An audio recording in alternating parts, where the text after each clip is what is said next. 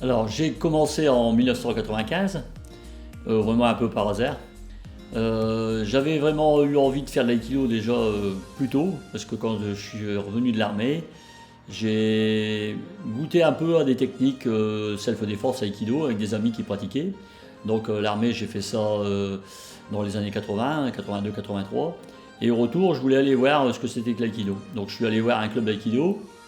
J'ai pas trouvé ça terrible et je me suis dirigé à l'époque vers le karaté. Et puis le karaté, bah, c'est très bien, mais bon, quand on fait de la compétition à 25-30 ans et quand on est horticulteur, c'est compliqué de faire des combats et le lendemain de travailler. Donc le jour où on m'a proposé en 1995 un cousin qui pratiquait l'aïkido à Saint-Lenoble, et il m'a dit bah moi j'ai commencé l'aïkido l'année dernière et c'est pas mal. Bon, bah, je dis ouais je connais, j'ai déjà regardé, j'ai eu à un moment donné envie d'en faire, mais tiens je vais essayer. Et puis je l'ai accompagné, et 2, 3 cours, 4 cours, et je me suis inscrit. J'ai dit bon ça me paraît pas mal quoi. Avec mon professeur de l'époque, qui était qu'une deuxième dan, mais qui avait déjà un aïkido correct, j'allais dans d'autres clubs. Et c'est comme ça que j'ai eu la chance de pouvoir connaître d'autres personnes, de voir d'autres niveaux, et de découvrir que je pouvais apprendre un tas de choses dans d'autres dojos que le professeur ne me montrait pas. L'opportunité a été vite à ma porte. C'est qu'en 1997, quand Bruno Zanotti est rentré du Japon, il y a un des professeurs que je côtoyais en extérieur qui m'a dit l'année prochaine il y a un petit gars du Nord qui rentre du Japon qui a 17 ans depuis là-bas et qui va enseigner professionnellement. Donc si jamais tu veux venir voir ce qu'il fait, ça serait intéressant. Dès les années 2000, j'ai commencé à suivre Bruno régulièrement et je me suis inscrit au club de Wascal pour être un de ses élèves. Alors bien sûr, Monsieur Zanotti, Maître Zanotti, m'a apporté tout ce que lui avait dans ses bagages, c'est-à-dire la connaissance des grands maîtres comme Maître Tissier, comme Maître Yasuno Sensei, qui nous fait venir depuis l'époque. Donc j'ai tout de suite adhéré, et dès qu'il venait en France, je faisais les stages, tout ça, et puis c'était génial. Donc toutes les connaissances, Maître Endo quand il venait en France. Donc voilà, j'ai eu la chance de pouvoir pratiquer avec des grands maîtres grâce aux connaissances et aux relations humaines et aux relations qu'a apporté Bruno Zanotti. Alors voilà, on va au Japon et on a envie d'y aller déjà, on en parle tellement souvent dans l'aïkido, c'est l'origine, c'est le Japon. C'est un souvenir inoubliable, c'est d'abord la chance par le fait de Maître Zanotti d'être introduit dans la famille de Yasuno, donc faire tous les cours de Yasuno Sensei à tous ses dojos, d'aller au Hombu Dojo puisque j'étais logé chez mon ami Laurent Wige à 2 pas du Hombu Dojo, donc de pouvoir pratiquer tous les jours au Hombu, de faire tous les cours de Yasuno, 15 jours intensifs, on va dire mortellement physiquement, mais tellement agréable, tellement de découverte, de sortir de son carcan, de ses habitudes. On en prend plein les poumons, on en prend plein la tête, on en prend plein les yeux, et on revient plein d'énergie pour le transmettre aux autres, quoi. C'est le but du jeu,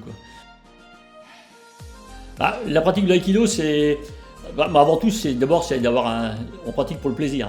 On justement, on sort du carcan de la compétition, tout le reste, parce qu'on n'y va pas pour essayer de gagner des médailles. On dit toujours, on n'y va pas pour combattre quelque chose. On y va pour son propre bien, on y va pour sa propre santé, parce que quand c'est bien pratiqué, on se sent en pleine santé, on évolue dans le bon sens. Et puis, moi, autour de l'aïkido, il y a toute cette discipline martiale, mais cette étiquette, cette chose qui nous vient du Japon au départ, et puis qui est forcément inculquée peut-être plus par certains maîtres comme Maître Zanotti que d'autres, mais on a une culture du respect de l'autre, et on l'apprend, et je pense qu'on est très rapidement, on a vraiment envie de le transmettre. C'est-à-dire que ça nous fait tellement bien qu'on se dit il n'y a pas de raison que ça ne fasse pas de bien aux autres. Alors, beaucoup de raisons, parce que d'abord j'adore ça. Alors il y a un phénomène qui est incroyable, c'est que moi, tout jeune, tout gamin, à 10 ans, je disais à mon père, je veux me lancer dans une carrière sportive. Et mes parents me disaient, ouais mais le sport c'est un loisir, c'est pas un métier. À l'époque, dans les années 75-80, il n'y avait pas encore, à part le football, il n'y avait pas encore beaucoup de gens qui gagnaient leur vie dans le sport. Moi je voulais faire du sport et je voulais devenir quelqu'un dans le sport. Je voulais aussi, à travers le sport que j'apprenais, puisque je faisais à l'époque de l'athlétisme, du cross, j'étais déjà toujours dans les premiers à prendre les nouveaux qui arrivaient dans les clubs et à donner les conseils. Ça a toujours été mon truc. Dans le boulot, ça a été pareil après. Horticulteur, j'ai eu énormément d'apprentis. J'ai formé les gens à l'école de l'apprentissage de l'horticulture. Pareil, j'adorais leur transmettre ce que j'avais appris en horticulture. On en a parlé avec Bono quand j'ai eu mon troisième dan. Et lui, est-ce que je vois que je l'aidais beaucoup déjà dans les cours avec les débutants. J'adorais aller voir les débutants et puis leur transmettre déjà les bases.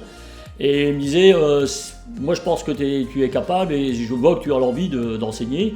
Je lui ai dit oui, si tu me dis, allez, tu me donnes le feu vert, voilà. Donc j'ai eu la chance dès 2008, quand j'ai eu mon troisième dan, de postuler à la ville de Saints et l'ancien professeur que j'avais à l'école de Saints avait arrêté. Et donc j'ai recréé la section aikido Saint-Nol. Ça fait 11 ans maintenant que j'enseigne là, que j'ai créé le club, que j'ai grandi à travers ce club parce que j'ai appris beaucoup dans l'enseignement, la formation BF, l'école des cadres, après je suis rentré au collège technique. Donc tout ça fait qu'on apprend tout le temps. On apprend du professeur, on apprend la technique, on apprend tout ce que je disais tout à l'heure, tout ce qui est formé dans l'aïkido. Tout le contexte où maintenant après on se met en avant parce que on est professeur et puis on en demande de plus en plus, mais en même temps on a envie de plus en plus, plus on en sait, plus on a envie de le transmettre. Il faut que je suis très très heureux d'avoir pris cette voie, ce qui m'a amené aujourd'hui à être même professionnel, parce que maintenant je me parle en tant que professionnel, jeune professionnel. J'adore faire il y en a qui n'aiment pas, moi j'adore faire l'enseignement aux gamins. Je vois le pétillant dans leurs yeux, je vois les gamins revenir, je vois les gamins progresser. J'en ai un que j'ai fait passer premier dan cette année à 17 ans. Voilà, c'est des moments heureux, quoi.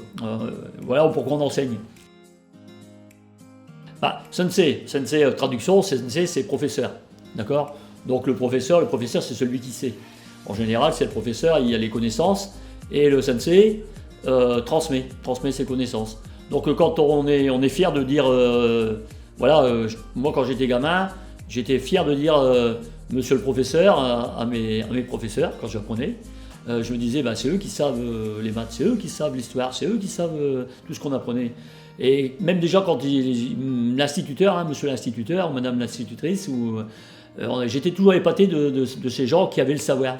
Et puis je me disais, moi, à part mon métier que j'avais bien appris, que je transmettais, on ne dit pas sensei en horticulture, mais c'est un peu le même titre. Je me disais, on est sensei, on a un savoir. Alors au niveau qu'on a, parce qu'il y a toujours, on est le sensei de quelqu'un qui est plus en dessous, mais on est aussi l'élève de quelqu'un sensei qui est plus grand. Donc il faut voir ce respect-là. On est sensei et on est fier de s'appeler sensei. Donc le professeur, celui qui va transmettre quelque chose. C'est important parce que ça veut dire qu'on a un parcours, qu'on a une reconnaissance et qu'on nous fait confiance pour transmettre ces choses. Voilà, on se dit on a travaillé, on a un bagage technique, on a sué pour l'avoir et on va faire au mieux pour transmettre. Donc être professeur, c'est tout simplement génial, quoi. Voilà. Il y a exigence. Alors moi je suis un monsieur très très pointilleux. Donc les exigences, elles sont à la base, j'aime les choses bien faites.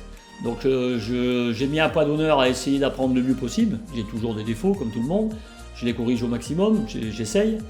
Je suis en perpétuel questionnement en me disant il faut que je corrige ça et je pense que ce qui fait grandir en aikido. Donc ce que je fais pour moi, je pense que c'est ce qui me fait évoluer et je pense que le fait de le transmettre de la même manière, donc autant je suis pointilleux et sévère envers moi-même que je peux l'être envers mes élèves. Alors c'est pas une sévérité, je suis pas là pour les gronder, mais c'est une sévérité pour les guider. C'est-à-dire que je suis pointilleux sur les détails. Des fois, je me dis dans les cours, j'en dis trop d'informations, tue l'information, c'est connu comme. Mais je suis tellement pointilleux que je vais faire recommencer, voilà.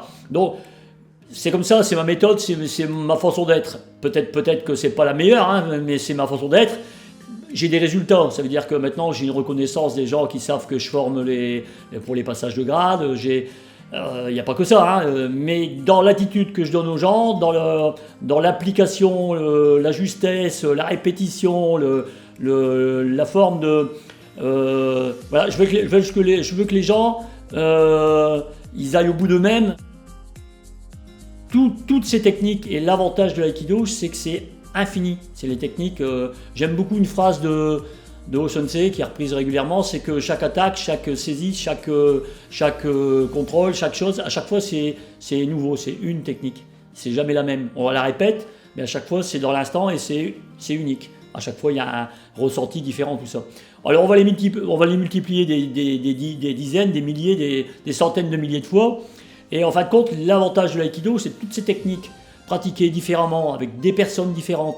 Donc on a tellement de diversité, tellement de faits de travail avec des gens différents. Même si on répète la même technique, c'est toujours autre chose qu'on apprend. Ce qui fait qu'on façonne le corps, on façonne l'esprit, on façonne un comportement. C'est ça qui est agréable en aïkido. C'est pas la technique par elle-même, c'est que tout ce que cette technique va apporter. Donc ça apporte la vision, la distance, le timing, la confiance en soi, le shissei, hein, le terme japonais, on a une posture, on a plus d'appréhension, on voit arriver les techniques, on commence à les deviner, on commence à sortir du carcan de la technique de base, on a des réactions naturelles. Donc tout ce qui fait de ce travail de longue haleine fait que la technique en elle-même, c'est primordial au début, mais à la fin, c'est le travail de la technique a amené vraiment à un comportement d'aïkidoka qui est exceptionnel. Donc plus on donne à l'autre, plus on reçoit, et c'est le monde de l'aïkido. Et plus on reçoit, plus on redonne, et ainsi de suite. Voilà ce que nous amène les techniques au départ, le travail sur la base, le travail de la technique, et toutes les conséquences de la répétition et des innombrables répétitions de techniques différentes font que ça forge un corps, un esprit, et voilà, un être humain en général.